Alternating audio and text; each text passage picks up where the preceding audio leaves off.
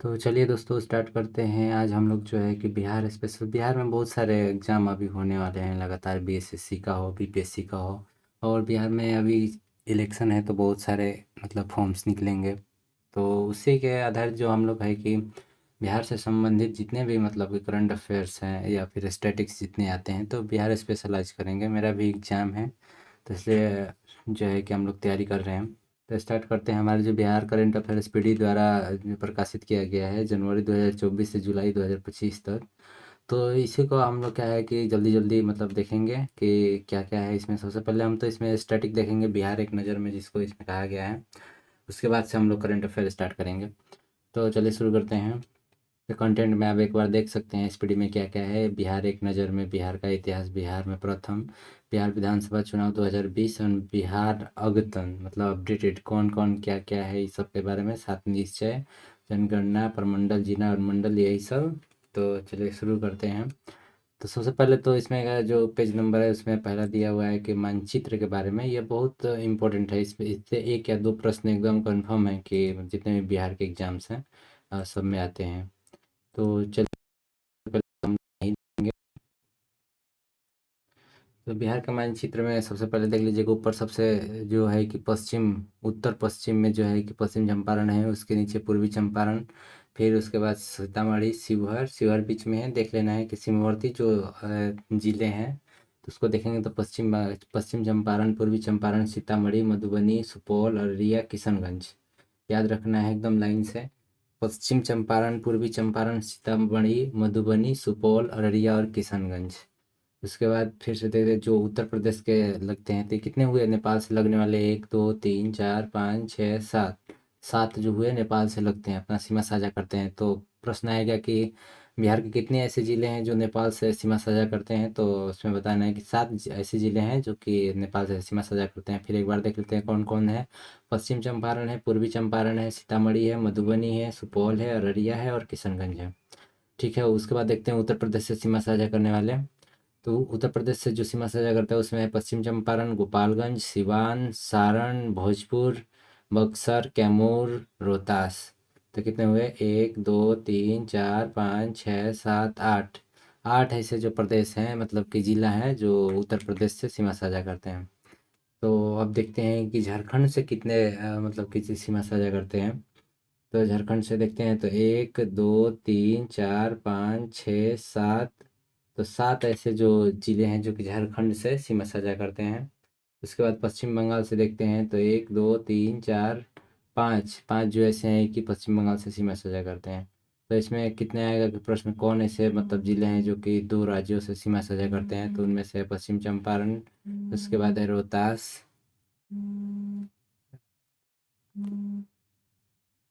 रोहतास है। उसके बाद देखते हैं जो झारखंड में, तो झारखंड में है कैमूर, रोहतास, औरंगाबाद, गया, नवादा, जमुई, बांका।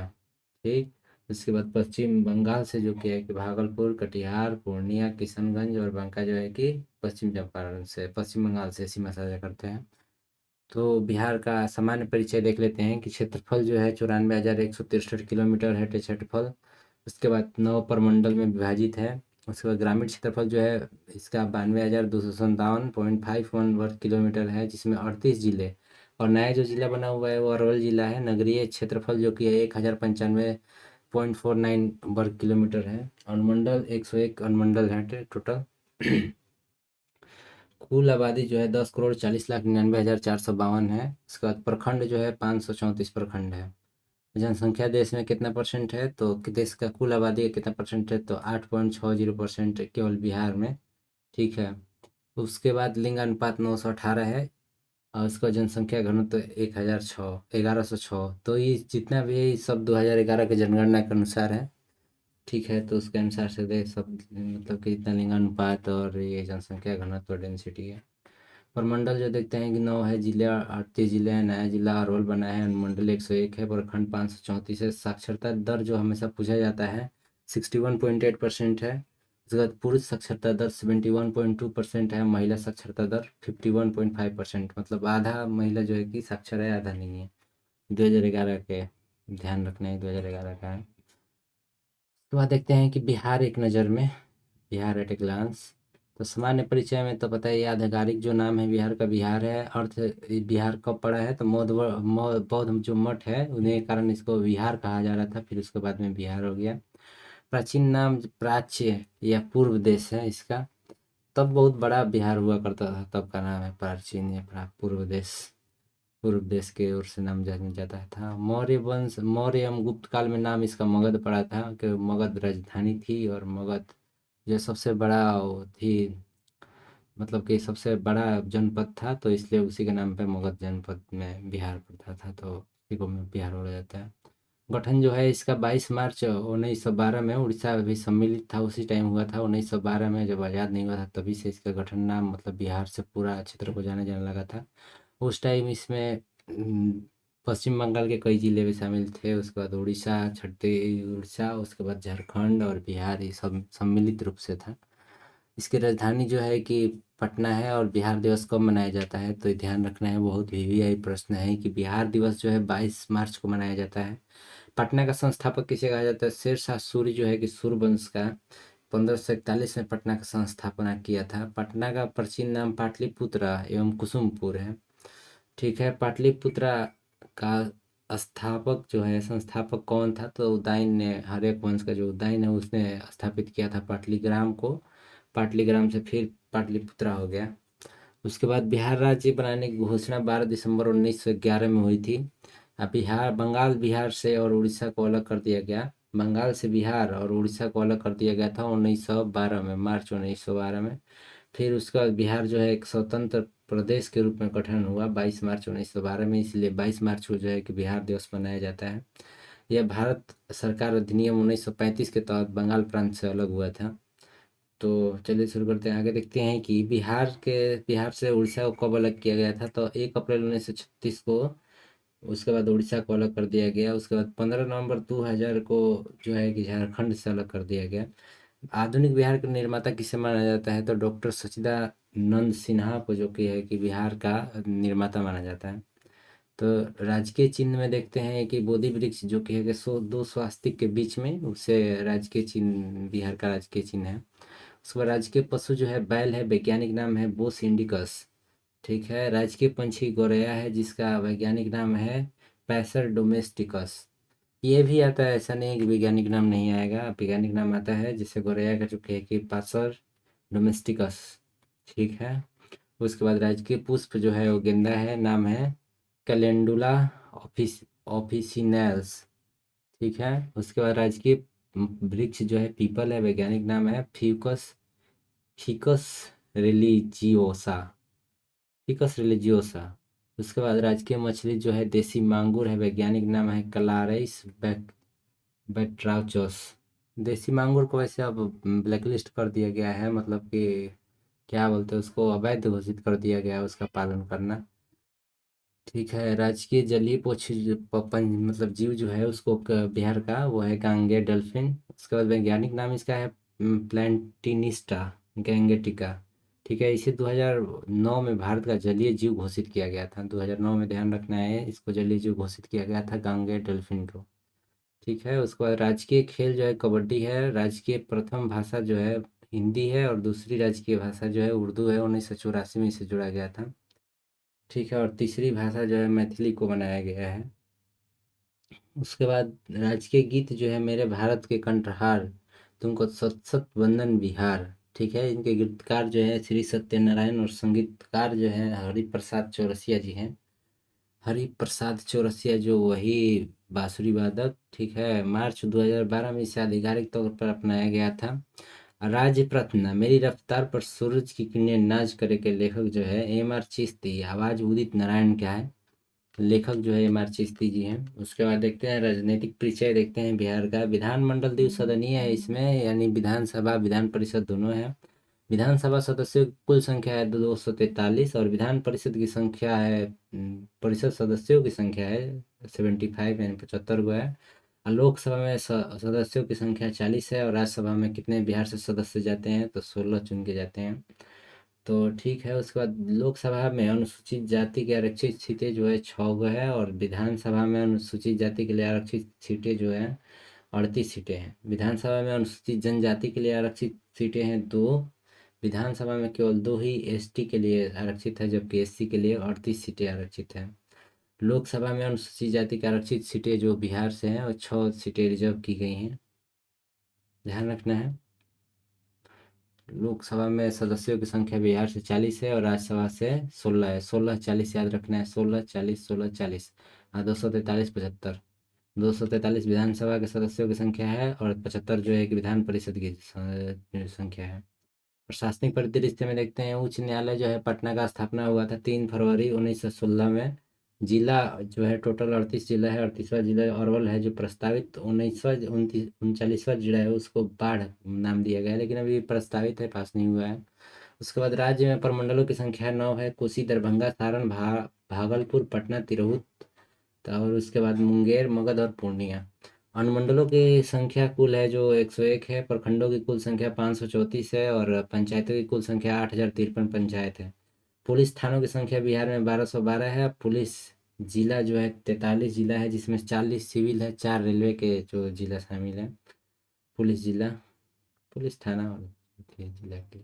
महिला थाना टोटल 40 है। महानगरों की संख्या एक ही है केवल महानगर, वो भी पटना है। नगर निगम 19 नगर निगम है। नगर परिषद 89 है। नगर पंचायत 159 है। नगर निकाय जो है 261 है। शहरों की कुल संख्या 199 है। बिहार में शहरीकरण के दर 15.3% है और गांवों की संख्या 39,073 है। आयताकार जो भौगोलिक परिचय इसका है, बिहार का है। आयताकार है आकृति में। क्षेत्रफल है 94,163 वर्ग किलोमीटर। संपूर्ण भारत का 2.86% है। ध्यान रखना है, संपूर्ण भारत का कितना प्रतिशत है? 2.86%। 94,163 वर्ग किलोमीटर। बहुत बार आ चुका है बीपीएससी में। ठीक है। क्षेत्रफल की दृष्टि से बिहार का देश में स्थान बराबर है और शहरी क्षेत्रफल जो है 1,095.49 वर्ग किलोमीटर है। उसके बाद जो ग्रामीण क्षेत्रफल है 92,257.51 वर्ग किलोमीटर है। तो ये उतना इम्पोर्टेंट नहीं है, इसमें अलग स्पेसिफाइड नहीं आता है। ठीक है। सबसे क्षेत्रफल की दृष्टि से सबसे बड़ा जिला पश्चिम चंपारण है। उसमें है 5,228 किलोमीटर वर्ग किलोमीटर। उसके बाद क्षेत्रफल की दृष्टि से सबसे छोटा जो जिला है वो शिवहर है, 444 वर्ग किलोमीटर। उसके बाद समुद्र तल से औसत ऊंचाई जो है 173 फीट है, 52.73 मीटर। ये सेट जो लगा टेक्स्ट बुक पे, तो ये आया था प्रश्न कितना फीट ऊंचाई है, तो 173 फीट ऊंचाई है। 52.73 है। समुद्र तट से बिहार की दूरी जो है लगभग 200 किलोमीटर है। दोनों याद रखने वाला चीज़ है। उसके बाद देखिए अक्षांशीय जो विस्तार है 24 डिग्री 24 डिग्री 10 20 मिनट 10 सेकंड से 27 डिग्री 31 मिनट 15 सेकंड तक जो है उत्तरी अक्षांश है, यानी 24 20 20 10 27 31 15। ये याद रखना है ऐसे ही कि 24 20 10 और 27 31 15। ये जो है अक्षांशीय विस्तार है। देशांतरीय विस्तार है इसका 83 डिग्री 19 मिनट 50 सेकंड से लेके 88 डिग्री 17 मिनट 40 सेकंड तक पूर्वी देशांतर में स्थित है। ध्यान रखना है कि 88 19 50, 83 19 50, 88 17 40। ध्यान रखना है कि केवल जो है कि 83 से 88 5 डिग्री यानी 2 सेकंड में इतना विस्तार है। लंबाई उत्तर से दक्षिण तक इसका है 345 किलोमीटर, जबकि लंबाई पूरब से पश्चिम की ओर है 483 किलोमीटर। ठीक है। उसके बाद बिहार की जो जलवायु है वो उष्णकटिबंधीय मानसून है। बिहार की जलवायु कोपेन के अनुसार संकेत CWG में विभाजित किया गया है, उत्तरी बिहार को, और दक्षिणी बिहार को कोपेन के अनुसार, कोपेन जलवायु वर्गीकरण के अनुसार जो है कि AW में। तो CW छोटा जी, इसे याद करना है, CW छोटा जी। तो काऊ जी हो सकता है कोपेन के अनुसार, काऊ जी। और उसके बाद देखिए कि दक्षिण बिहार का जो कोपेन के अनुसार आओ जी, काऊ जी आओ। ठीक है। दक्षिण बिहार में AW यानी आओ। उसके बाद उत्तरी बिहार को कोपेन के अनुसार, कोपेन वाला जो है कि मोस्ट इम्पोर्टेंट रहता है, तो CWG यानी काऊ जी याद रखना है। उत्तर बिहार की जलवायु जो है तिवर्था के अनुसार है CAW, सी छोटा AW। उसके बाद दक्षिण बिहार की जलवायु तिवर्था के अनुसार है AW। और उत्तर पश्चिम संकीर्ण क्षेत्र थॉनवट के अनुसार जो है CW.B है। CBW.B। उसके बाद शेष बिहार की जो जलवायु है थॉनवट के अनुसार CW.W है। ठीक है, CA.W है। उसके बाद बिहार का जो औसत वर्षा वाला जिला है किशनगंज है। सबसे कम वर्षा वाला जिला औरंगाबाद है। और सबसे गर्म जिला भी गया है और सबसे ठंडा जिला भी गया है। भौगोलिक सीमाएं देखते हैं। सीमाएं उत्तर में नेपाल, दक्षिण में झारखंड और पूर्व में पश्चिम बंगाल तथा पश्चिम में उत्तर प्रदेश है। तो सब बहुत बेसिक चीज़ें सबको याद होगा, इसमें कुछ ऐसा नहीं है। राज्य की सीमा से लगे तीन राज्य हैं जो कि पश्चिम बंगाल है, उत्तर प्रदेश है, झारखंड है। उत्तर प्रदेश की सीमा से लगने वाले 8 जिले हैं: रोहतास, कैमूर, बक्सर, भोजपुर, सारण, सिवान, गोपालगंज, पश्चिम चंपारण। ध्यान रखना है, पश्चिम बंगाल, उत्तर उत्तर प्रदेश और झारखंड है, जिसमें उत्तर प्रदेश से लगने वाले सीमे 8 हैं, जिसमें रोहतास, कैमूर, बक्सर, ठीक है, भोजपुर, सारण, सिवान, गोपालगंज और पश्चिम चंपारण। हमने मैप में भी सब पढ़ लिया है। और उसके बाद पश्चिम बंगाल की सीमा से लगने वाले जिले हैं किशनगंज, पूर्णिया एवं कटिहार। केवल किशनगंज और पूर्णिया कटिहार केवल 3 ही जिले लगते हैं। झारखंड से टोटल 8 सीमा से जिले लगते हैं। तो याद रखना है, उत्तर प्रदेश से सीमा भी 8 लगता है और झारखंड से भी 8 से जो जिला है उसका सीमा लगता है। भागलपुर, बांका, जमुई, नवादा और गया, औरंगाबाद, रोहतास एवं कटिहार है जो कि झारखंड से सीमा अपना साझा करता है। बिहार की सीमा से लगा जो एकमात्र देश है वो नेपाल है, वो भी उत्तर से लगता है। बिहार के नेपाल का अंतर्राष्ट्रीय सीमा की जो लंबाई है 729 किलोमीटर है। उसके बाद नेपाल की सीमा से लगे जो 7 जिले हैं, 7 जिले जो हैं कि वो तो अपना नेपाल से अंतर्राष्ट्रीय सीमा साझा करते हैं। तो ये 7 जिले कौन कौन से हैं? तो पश्चिम चंपारण, पूर्वी चंपारण, सीतामढ़ी, मधुबनी, सुपौल, अररिया और किशनगंज जो है कि नेपाल से सीमा साझा करते हैं। बिहार की राजधानी पटना से लगे 9 जिले हैं। 9 जिले जो है पटना से लगते हैं राजधानी से। ठीक है, अरवल, जहानाबाद, नालंदा, लखीसराय, बेगूसराय, समस्तीपुर, वैशाली, सारण और भोजपुर। अरवल, जहानाबाद, नालंदा, लखीसराय, बेगूसराय, समस्तीपुर, वैशाली, सारण और भोजपुर जो कि है कि कहाँ से लगते हैं? पटना से सीमा साझा करते हैं। ये बहुत इंपॉर्टेंट है क्योंकि 2-3 बार पूछा जा चुका है कौन कौन से जो जिले हैं पटना से लगते हैं, कौन कौन से नहीं लगते हैं। उसमें ऐसे आता है कि इनमें से कौन सा जिला पटना से नहीं लगता है, उसमें 4 ऑप्शन दिया रहेगा, आपको उसमें फाइंड करना है। तो देखिए, अरवल, जहानाबाद, नालंदा, लखीसराय, बेगूसराय, समस्तीपुर, वैशाली, सारण, भोजपुर जो है कि पटना से सीमा साझा करते हैं। बाकी अन्य जो जिले हैं वो नहीं करते हैं। 29 जिले जो और बचते हैं वो पटना से सीमा साझा नहीं करते हैं, पटना जिला से। और ठीक है, उसके बाद सबसे उत्तरी जिला जो है पश्चिमी चंपारण है। सबसे दक्षिणी जिला गया है। सबसे पश्चिमी जिला जो है कि कैमूर है, सबसे पश्चिम में स्थित है कैमूर। सबसे पूर्वी जिला जो है किशनगंज है। किशनगंज और कटिहार दोनों में थोड़ा सा कन्फ्यूजन रहता है, कितना में कटिहार दिया रहता है, कितना में किशनगंज दिया रहता है। सोमेश्वर पहाड़ी जो है पश्चिम चंपारण में शिवालिक हिमालय का भाग है, वहाँ पे स्थित है। शिवालिक हिमालय का भाग है जो कि पश्चिम चंपारण में सोमेश्वर की पहाड़ी है। विश्व के किस कृषि जलवायु में सर्वाधिक जिले हैं? तो उत्तर पश्चिम जो कि है बिहार के कृषि जलवायु क्षेत्र में अधिक जिले हैं, उत्तर पश्चिम जिले में। सबसे अधिक पतझड़ वाले वन जो क्षेत्र घिरा हुआ है वह है पश्चिम चंपारण, क्योंकि वो पहाड़ी इलाका है तो उधर ज़्यादा सब रहता है, पतझड़ वाले वन जो दिखते हैं। अधिकांश भाग में पाई जाने वाली मिट्टी जो है कछारी या जलोढ़ मिट्टी है। कछारी इसलिए है कि बहुत सारी नदियाँ जो है बिहार से होकर बहती हैं, तो बार बार बाढ़ आने के कारण जो कि है कछारी मिट्टी का निर्माण करती है। कुल बाढ़ प्रभावित क्षेत्र जो है 68 लाख 80 जो है 68.80 लाख हेक्टेयर, तो वही हुआ 68 लाख 80 हज़ार जो हेक्टेयर जो जमीन है वो बाढ़ से प्रभावित रहता है। जो भारत का 16% भाग है जो बाढ़ से प्रभावित रहता है, 16.5%। बागड़ बागड़ जो क्षेत्र है, वागड़ क्षेत्र पुराने जलोढ़ जलोढ़ से निर्मित हुआ है और ये बिहार के दक्षिणी भाग में पाया जाता है। ठीक है, खादर जो मिट्टी है उसे नवीन जलोढ़ कहा जाता है, जो उत्तरी भाग में बार बार मतलब कि हर एक साल जो है कि बाढ़ आ जाता है तो फिर उसमें मिट्टी चढ़ जाता है तो नवीन जलोढ़ का निर्माण करता है। कोसी मैदान की औसत ऊंचाई जो है 30 मीटर है।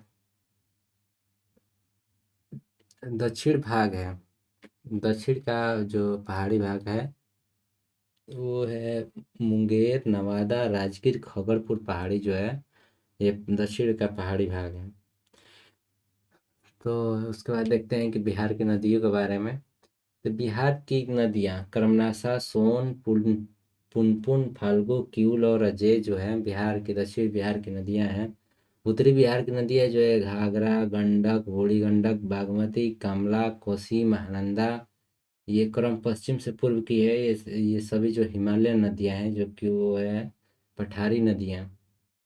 तो देखते हैं कि कौन सी है उत्तरी बिहार की नदी। एक बार फिर से घाघरा, गंडक, पश्चिम से स्टार्ट करना है, शुरू से उत्तर प्रदेश के बाद जब बढ़ेंगे बिहार की तरफ, सबसे पहले घाघरा, घाघरा, गंडक, बूढ़ी गंडक, बागमती, कमला, कोसी, महानंदा। ठीक है। बिहार के मध्य भाग पश्चिम से पूर्व बहने वाली जो नदी है गंगा है, एकदम मध्य भाग में बहती है। ठीक है। गंगा की जो बिहार में लंबाई है 445 किलोमीटर है।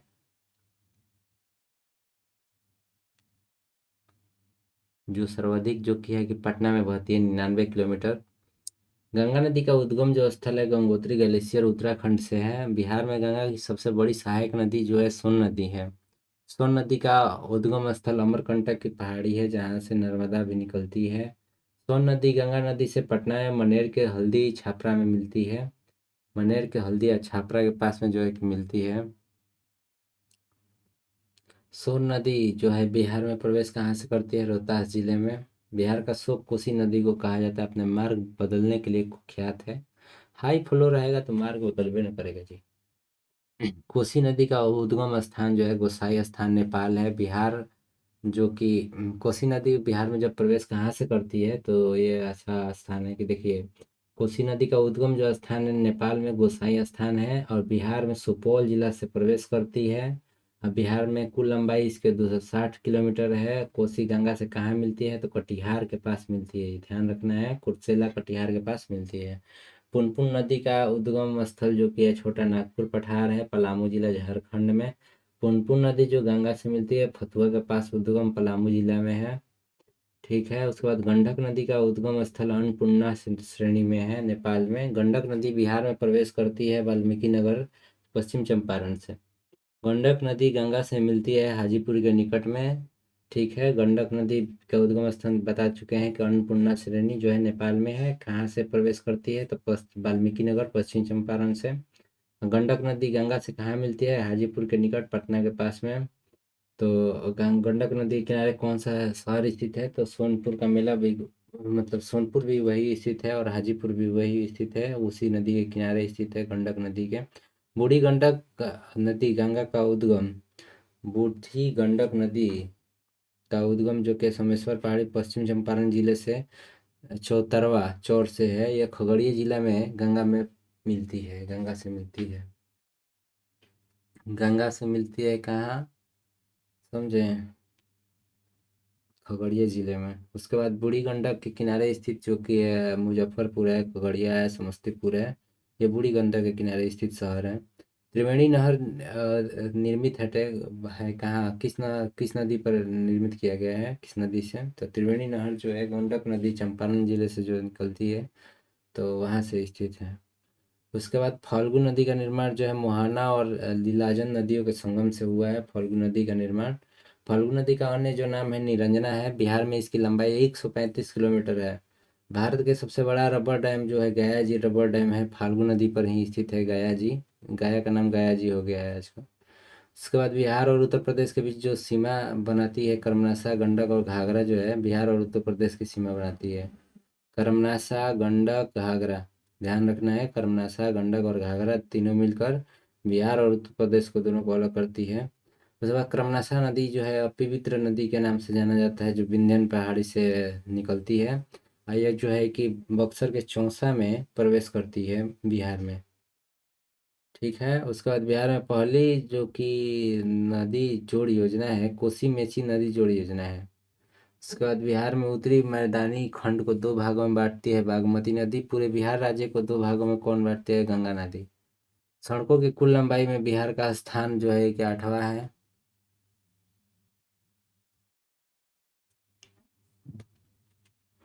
पक्की सड़कों की कुल लंबाई में बिहार का स्थान देश में 10वां स्थान है।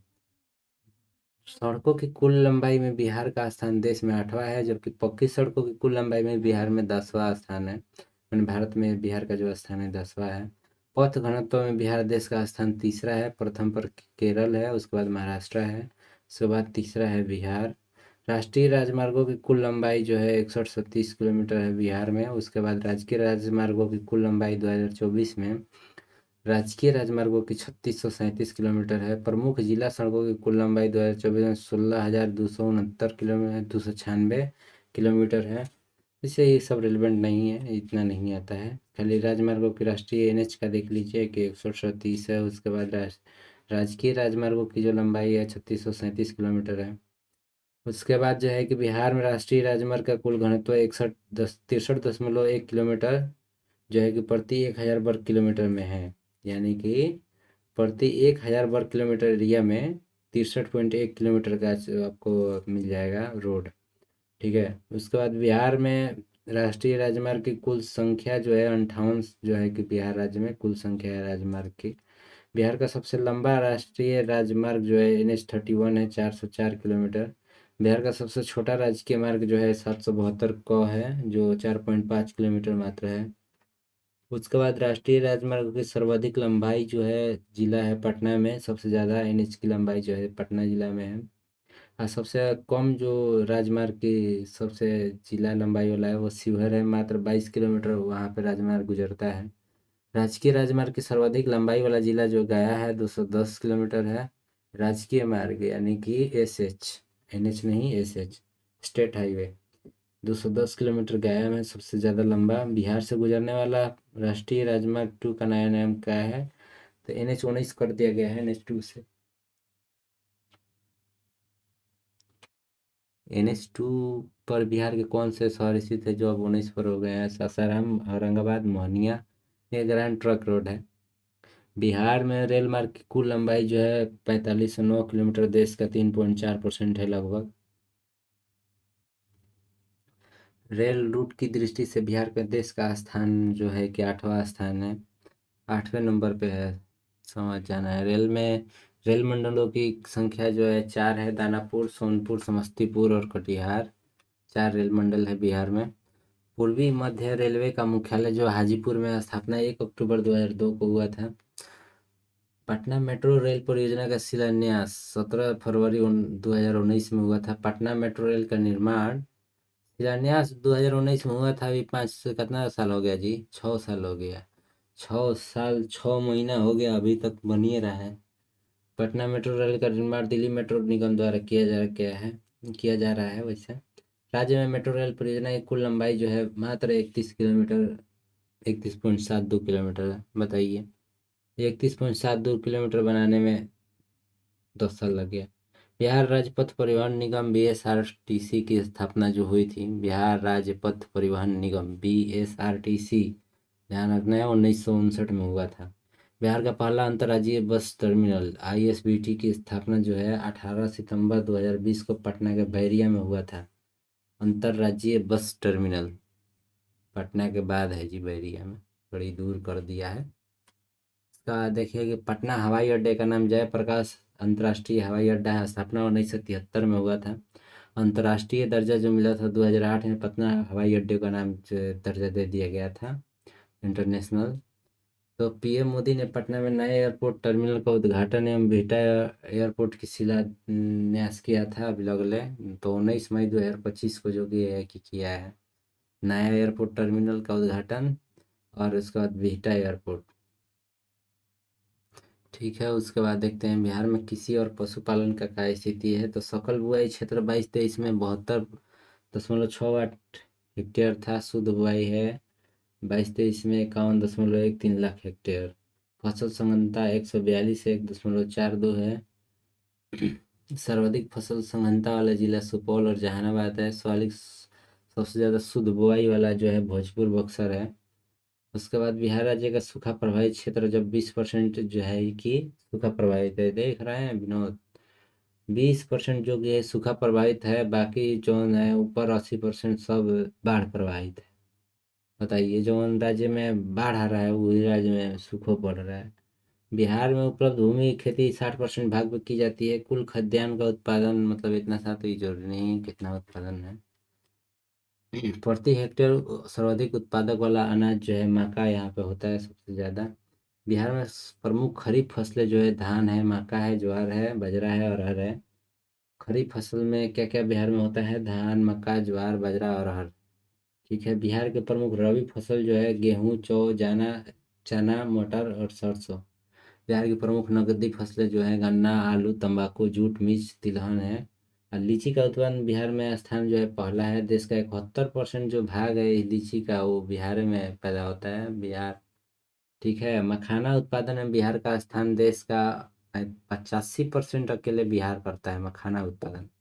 मखाना आजकल नया ट्रेंडिंग में है। मखाना बोर्ड का जो है कि हुआ है। अब तक बिहार में 5 बार कृषि कर्मण पुरस्कार मिला है। 2011-12 में, 11-12 में, 12-13 में। ठीक है। पहले चावल के लिए मिला, फिर गेहूं के लिए मिला, फिर 15-16 में मक्का के लिए मिला, 16-17 में फिर मक्का के लिए मिला, 17-18 में फिर गेहूं के लिए मिला था। ठीक है। उसके बाद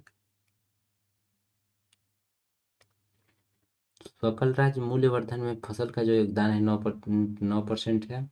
जबकि मूल्यवर्धन में पशुधन का योगदान मात्र 6.3% है। कुल दूध उत्पादन जो 22-23-24 में है 128.53 लाख टन है। अंडा का उत्पादन जो है कि 344 करोड़ है। और मांस उत्पादन 23-24 में जो था 4.04 लाख टन था। कुल मछली उत्पादन 8.73 था।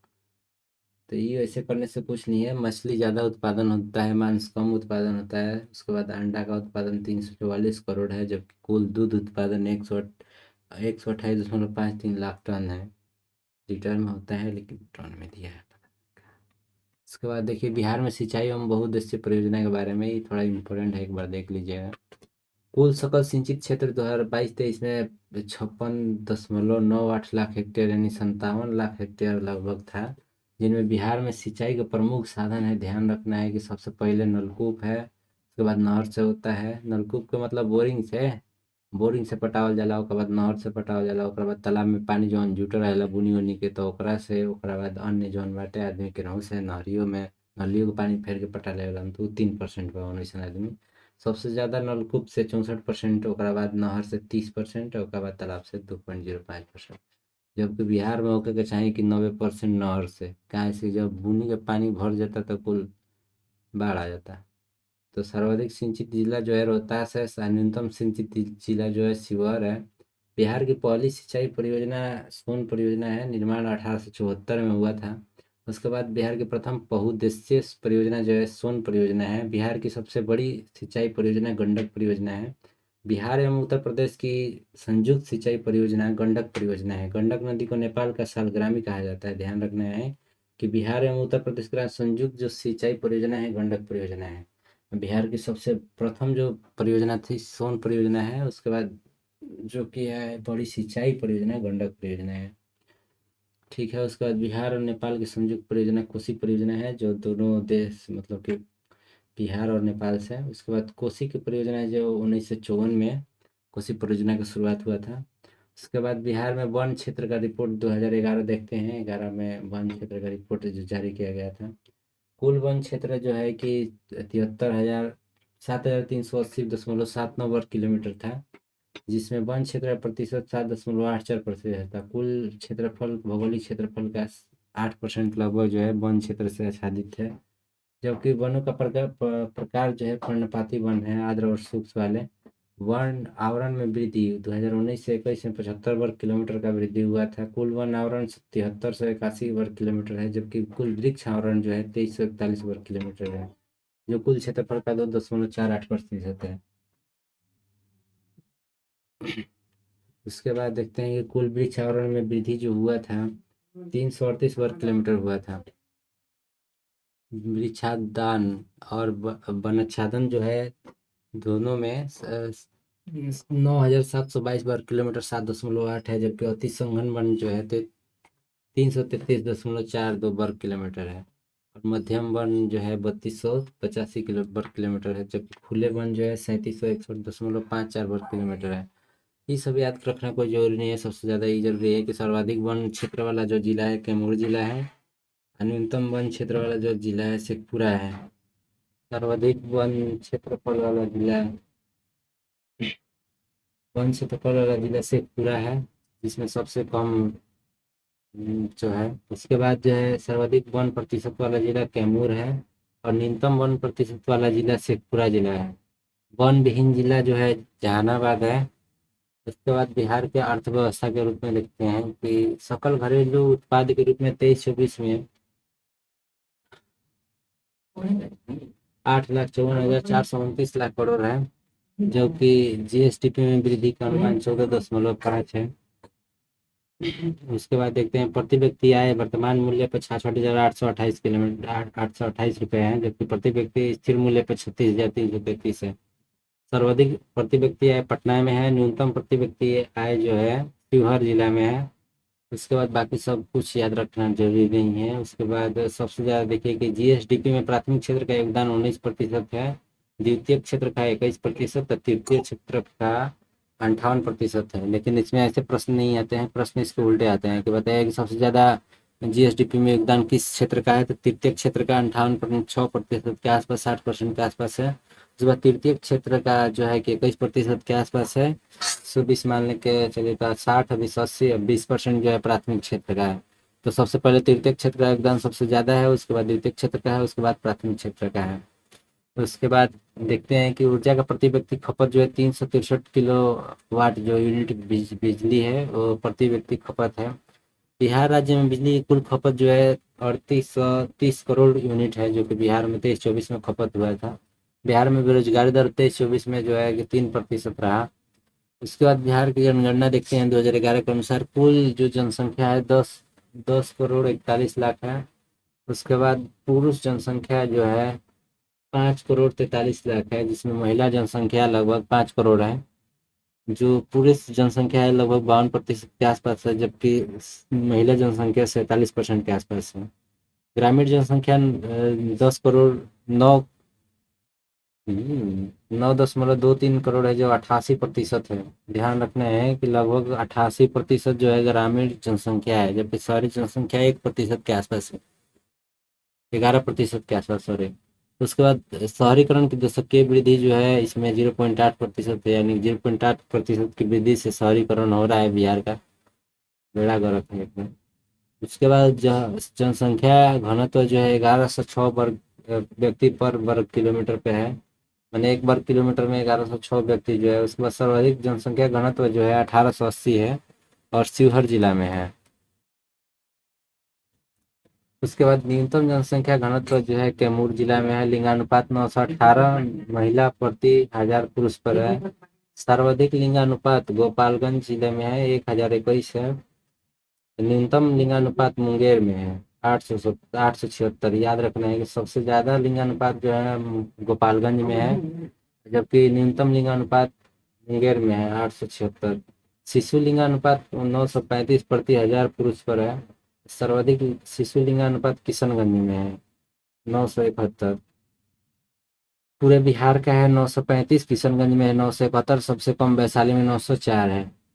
उसके बाद सर्वाधिक दशकीय वृद्धि दर 25.42 था, इसे मध्य सॉरी बिहार का दशकीय वृद्धि 2001 से 11 में जो था 25.42, जबकि सर्वाधिक वृद्धि दर दशकीय जो था मधेपुरा में सबसे ज्यादा वृद्धि देखा गया है, जिसमें न्यूनतम वृद्धि दर जो है गोपालगंज जिले में 9.02 के आसपास था। और उसके बाद साक्षरता जो दर है 61.8 है पूरे बिहार का, जिसमें पुरुष साक्षरता दर 71.2, जबकि महिला साक्षरता दर 51.5 है। उसके बाद देखते हैं सर्वाधिक साक्षरता दर रोहतास है 73.37 के साथ 1 नंबर पे है। उसके बाद न्यूनतम जो साक्षरता दर है सबसे सबसे लोवेस्ट जो है पूर्णिया है 51.08 के साथ। उसके बाद सर्वाधिक पुरुष साक्षरता दर रोहतास में ही है, ठीक है, 82.88% जो रोहतास के जो पुरुष है वो साक्षर हैं, जबकि न्यूनतम पुरुष साक्षरता दर सहरसा है, जिसमें 59.06% जो कि है पुरुष जो है साक्षर है। सर्वाधिक महिला साक्षरता दर भी जो है रोहतास में है। याद रखना है कि रोहतास सब में टॉप है पढ़ाई लिखाई में। उसके बाद न्यूनतम महिला साक्षरता दर सहरसा में है 41.68%। न्यूनतम साक्षर ग्रामीण महिला साक्षरता दर सहरसा में है 39.02%। तो साक्षरता दर वृद्धि जो कितना हुआ था 1 से 11 में मात्र 17% हुआ था, जबकि पूरा देश में क्या कहता था। ग्रामीण साक्षरता दर 59.78% के हिसाब से है, जबकि शहरी साक्षरता दर 76.860 का है। तो सर्वाधिक साक्षरता ग्रामीण दर जो है रोहतास में ही है। उसके बाद न्यूनतम ग्रामीण साक्षरता दर पूर्णिया में है। सर्वाधिक शहरी साक्षरता दर कैमूर में है, जबकि न्यूनतम शहरी साक्षरता दर शिवहर में है।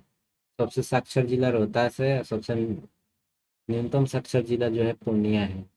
अनुसूचित जाति का प्रतिशत 15.72% है, जबकि अनुसूचित जनजाति का प्रतिशत 1.3 है।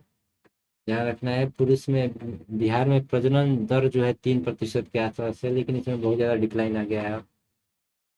अब तो 2027 में जब जनगणना होगा उसके बाद पता चलेगा।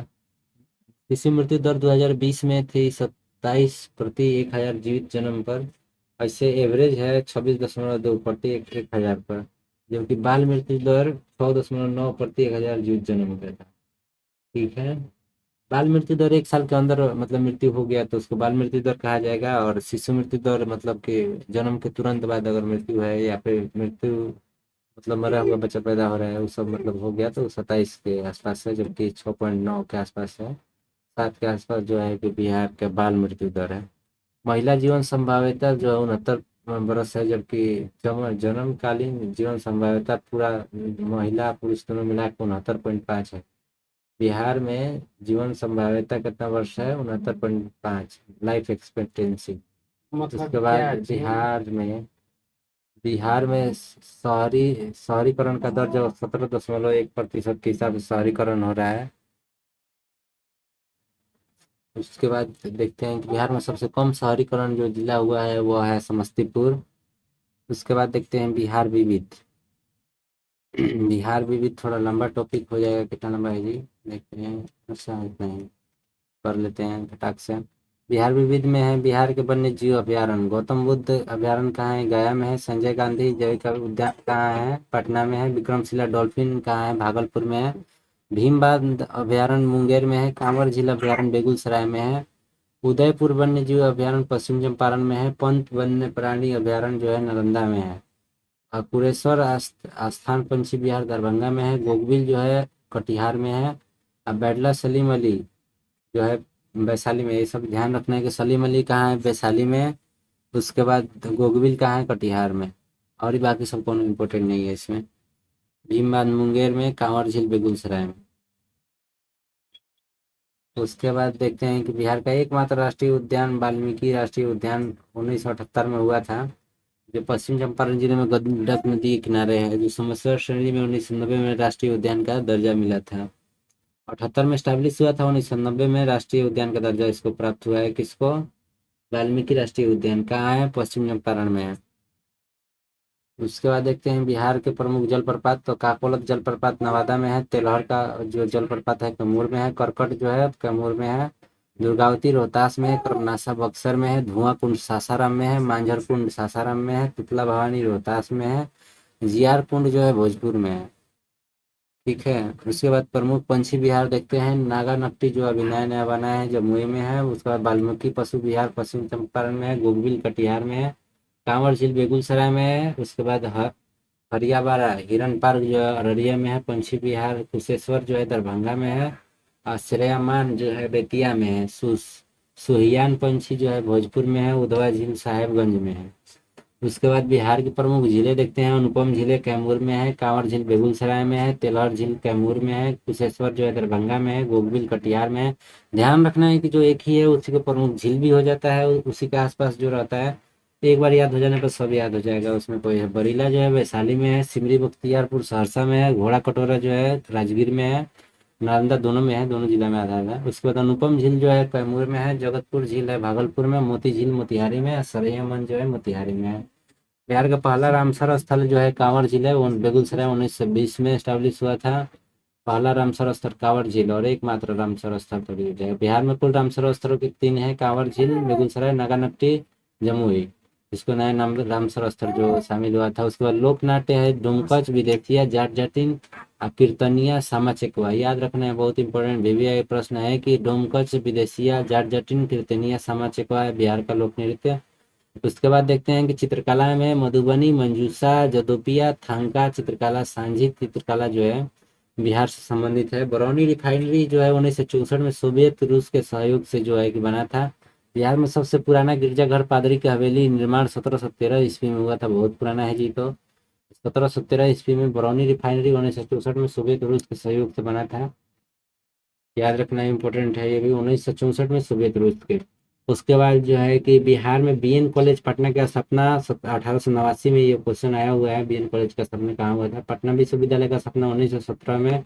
पटना मेडिकल कॉलेज का स्थापना 1925 में। पटना साइंस कॉलेज का स्थापना 1927 में। Patna women's college sister of the Prithvi Cornish समाज द्वारा इसको किया गया है 1940 ईस्वी में। सबसे पहले जो हुआ था बीएन कॉलेज, उसके बाद विश्वविद्यालय पटना, उसके बाद मेडिकल कॉलेज पटना, उसके बाद साइंस कॉलेज पटना, उसके बाद वीमेंस कॉलेज पटना। ठीक है, ध्यान रखना है। पटना जिला, पहला जिला जो पटना हाई स्कूल खोला गया था 1835 में। जिला स्कूल जो कहाँ खोला गया था, पटना में, 1835 में। पटना गोलघर का निर्माण 20 जुलाई 1786 में, याद रखना है, 20 जुलाई 1786 में जॉन सोर के सुझाव पर हुआ था। जॉन सोर के सुझाव पर, याद है, यही जॉन सोर था जो रैयतवाड़ी प्रथा लेके आया था। उसके बाद पटना गोलघर वास्तुकला का कप्तान जॉन गॉस्टिन जो था, पटना का गोलघर का वास्तुकला है जॉन गॉस्टिन। याद रखना है। महात्मा गांधी सेतु पुल का निर्माण जो है 1982 में, लगभग 5.5 किलोमीटर है, 5.575। ठीक है। सदाकत आश्रम आश्रम की स्थापना मौलाना मजहरुल हक ने 1921 में की थी। बिहार विद्यापीठ की स्थापना गांधी जी ने 6 फरवरी 1921 में किया था। उसके बाद बिहार राज्य में मौजूद यूनेस्को धरोहर स्थल महाबोधि मंदिर है गया में, तथा नालंदा विश्वविद्यालय, इसको 2016 में किया गया था, जबकि महाबोधि मंदिर को 2002 में यूनेस्को के हेरिटेज में शामिल किया गया था। उसके बाद नालंदा विश्वविद्यालय परिसर का उद्घाटन जो है कि 19 जून 2024 में हुआ था। बिहार गौरव सम्मान की शुरुआत जो 2009 में हुआ था, गौरव सम्मान की शुरुआत बिहार गौरव के जो, बिहार गौरव जो है एक अवार्ड है जो दिया जाता है जो बिहार से अच्छा काम करते हैं, जिसको अगली बार मिला हुआ है किसको, सूर्यवंशी। कौन सूर्यवंशी जी?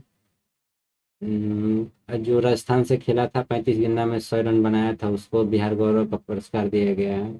बिहार से प्रकाशित प्रथम अंग्रेजी जो अखबार है द बिहार हेराल्ड है, जो 1775 में, 1875 में जो प्रकाशित हो रहा था। उसके बाद बिहार का पहला हिंदी समाचार जो बिहार बंधु है, जो 1874 में, याद रखना है, 1874 में पहला हिंदी समाचार पत्र, और 1875 में पहला इंग्लिश समाचार पत्र, जिसमें पहला हिंदी जो समाचार पत्र है उसका नाम है बिहार बंधु, और 1875 में द बिहार हेराल्ड है। उसके बाद जो अन्य प्रश्न है देखते हैं कि द बिहार में सर्च लाइट समाचार पत्र के संपादक मुरली मनोहर प्रसाद है, मुरली मोहन प्रसाद है। बुधवंत प्रकाश पुस्तक के लेखक मौलिक कवि हैं। अभिनेता अशोक कुमार का असली नाम कुमुदलाल गांगुली है। ठीक है। जन्म भागलपुर में हुआ था। दादा साहेब फाल्के आवास जो उनको 1988 में मिला था। सिल्क सिटी के रूप में बिहार में जो है कि विख्यात जो जिला है भागलपुर को जो है सिल्क सिटी के नाम में जाना जाता है। उसके बाद जो देखते हैं अगला हमारा प्रश्न है कि अगला वन लाइनर में देखते हैं कि पटना लॉन का गांधी मैदान के रूप में नामकरण 1948 ईस्वी में किया गया था। ध्यान रखना है कि पटना लॉन पहले जाना जाता था, अंग्रेज जब थे। उसके बाद जो 1948 में इसको गांधी मैदान के रूप में जाना जाने लगा। तो अब बिहार का 5 पहाड़ियों से घिरा हुआ जो शहर है राजगीर है, रत्नागिरी, विप्लागिरी, वैभवगिरी, सोनगिरी, उदयगिरी से घिरा हुआ है। इसके बाद बिहार में प्रथम समेकित चेक पोस्ट का स्थापित किया गया था 2018 में। बताइए, समेकित चेक पोस्ट स्थापित किया गया था 2018 में। आज ने कहाँ है बिहार थी? बिहार होता है जिले कैमूर पठार प्रसिद्ध है चूना पत्थर के लिए। ठीक है। भारत में बैगन और इंजीनियरिंग की स्थापना मोकामा में 1978 में। बिहार का पहला आर्थिक सर्वे प्रस्तुत किया गया था 2006-07 में, और तत्कालीन उप मुख्यमंत्री सुशील कुमार मोदी के द्वारा। बिहार का पहला आर्थिक सर्वे प्रस्तुत किया गया था 2006-07 में, तत्कालीन उप मुख्यमंत्री सुशील कुमार मोदी के द्वारा 2007-06 में। याद रखना है। बिहार का पहला हरित बजट जो है 2020-21 में प्रस्तुत किया गया है। उसके बाद बिहार शांति स्तूप राजगीर में निर्माण 1969 में जापान के सहयोग से हुआ था। जापान के सहयोग से विश्व शांति स्तूप का स्थापना राजगीर में हुआ था। याद रखना है, 1969 में। बताइए, बिहार में 7 निश्चय योजना की शुरुआत 2015 में हुआ था। बिहार में औद्योगिक क्षेत्र विकास प्राधिकरण BIADA की स्थापना 1974 में। 4 क्षेत्रीय कार्यालय है, पटना, दरभंगा, पटना, भागलपुर, मुजफ्फरपुर और दरभंगा। उसके बाद बिहार लोक प्रशासन एवं ग्रामीण विकास है, बिपाड। समझ लीजिए, वही सिलेक्शन होगा तभी पार्टी में जाना है। BIPARD का स्थापना जो हुआ था 2006 में हुआ था। बिहार राज्य बाल मजदूर आयोग की स्थापना 1999 में हुआ था। बिहार राज्य पर्यटन विकास निगम की स्थापना 1980 में हुआ था।